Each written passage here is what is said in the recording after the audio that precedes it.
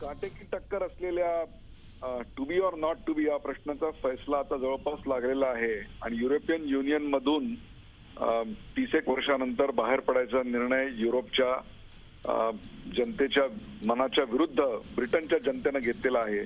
जर्मनीचे चान्सलर असतील, फ्रान्सचे राष्ट्रप्रमुख असतील किंवा बराक ओबामा असतील किंवा दस्तूर खुद्द लंडन मधले अनेक विचारवंत असतील, त्यांच्याही मते ब्रिटननी युरोपियन युनियन मध्ये राहायला पाहिजे होतं. परंतु स्थलांतरितांचे प्रश्न आणि कारभाराची स्वायत्तता या मुद्द्यावर सर्वात जुनी लोकशाही म्हणून जिचा गौरव केला जातो त्या लोकशाहीनं आज युरोपियन युनियन मधून बाहेर पडायचा निर्णय घेतलेला आहे. याचा परिणाम युरोपियन युनियनच्या आकर्षकतेवर जसा होणार आहे तसाच ब्रिटन मधल्या गुंतवणुकीवर देखील याचा एक विपरीत परिणाम होऊ शकतो.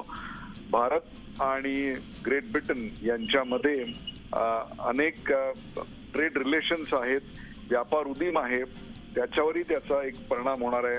अनेक विद्यार्थी तिकडे शिकायला आहेत, त्यांच्याही याच्यावर परिणाम होणार आहे. कर प्रणाली जी आहे त्या दोन्ही राष्ट्रांची, त्या कर प्रणालीतल्या सुसंगतेवरही याचा परिणाम होणार आहे.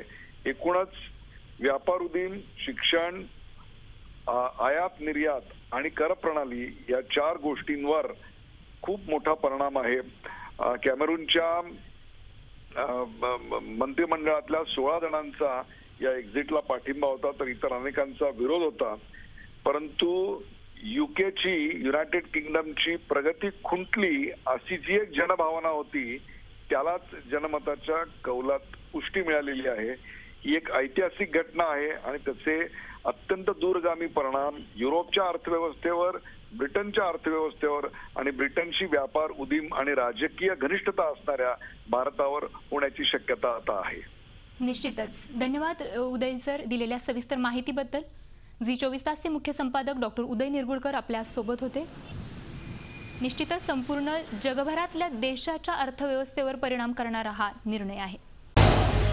झी24 तास रहा एक पाऊल पुढे.